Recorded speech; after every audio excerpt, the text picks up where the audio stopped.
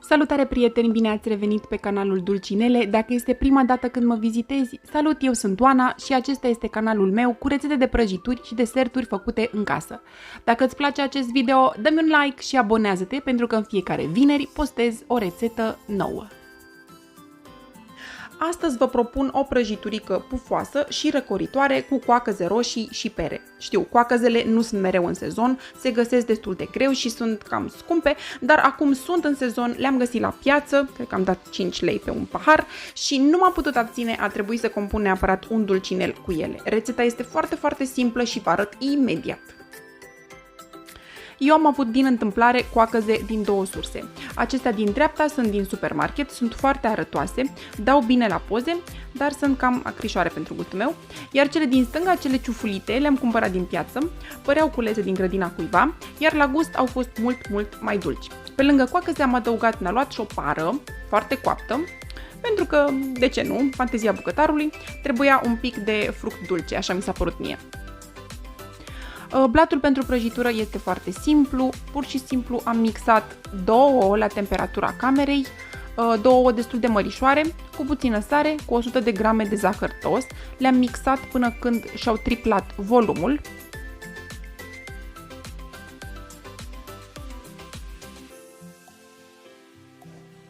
Am adăugat 80 de grame de unt topit și răcit, 120 de grame de smântână, de aceea fermentată, 24% grăsime, sau puteți folosi iaurt grecesc, e ok.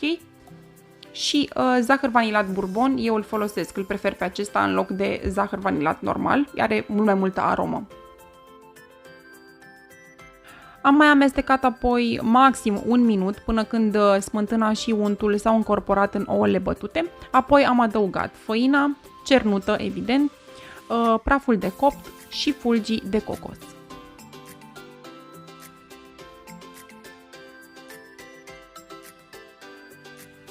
Am amestecat de câteva ori până când s-au încorporat bine făina și fulgii de cocos și mai departe m-am ocupat de fructe.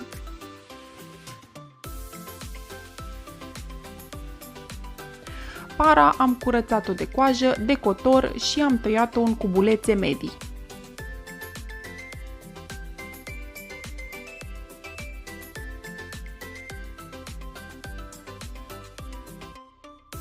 Bucățile de pară le-am adăugat în blatul de prăjitură creat anterior.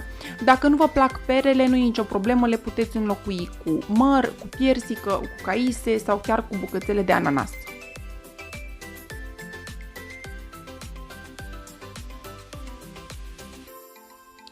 Am folosit o tavă de copt de 20 × 30 cm în care am pus hârtie de copt. După cum vedeți, metoda de întindere a hârtiei de copt este senzațională. Am învățat de curând această tehnică nemaipomenită și m-a amuzat teribil. Deci am pus aluatul de prăjitură în tavă și mai departe m-am ocupat de coacăze. Am curățat bobițele de coacăze, le-am amestecat cu 2 linguri de zahăr brun și cu puțin amidon. Dacă folosiți fructe care sunt un pic mai dulci, nu e nevoie să mai adăugați zahăr. Din punctul meu de vedere, dacă ați folosi, nu știu, afine sau zmeură sau căpșuni, zahărul din fruct este de ajuns. Dar aceste coacăze pe care le-am folosit eu au fost un pic mai acrișoare, așa că am vrut să le dau un pic de dulceață. Bun, după ce le-am amestecat, le-am așezat cu grijă peste prăjitură, încercând să nu apăs pe ele, pentru că nu vreau să se ducă la fund, vreau să rămână la suprafață. Le-am răspândit cu grijă pe toată suprafața prăjiturii și am dat tava la cuptor la 180 de grade, funcția sus-jos fără ventilație pentru cuptoarele electrice, pentru 25 de minute. Oricum încercați prăjitura cu o scobitoare, timpul poate varia în funcție de tipul de cuptor pe care îl aveți.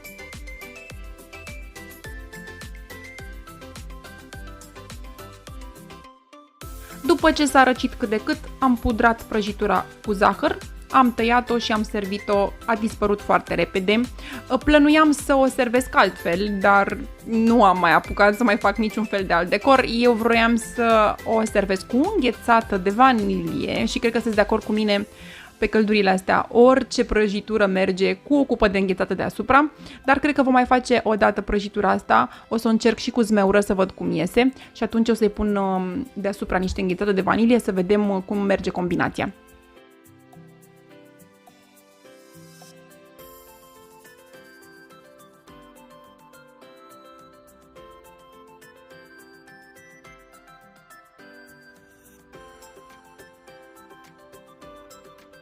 Vă mulțumesc că m-ați urmărit până la final, ne vedem și pe rețelele de socializare, mă găsiți pe Facebook ca și Dulciuri ca la Oana acasă, pe Instagram ca și Oana Dulcinele și până la următorul dulcinel de aici de pe canalul de YouTube, vă îmbrățișez cu drag și vă doresc spor în toate, pupici!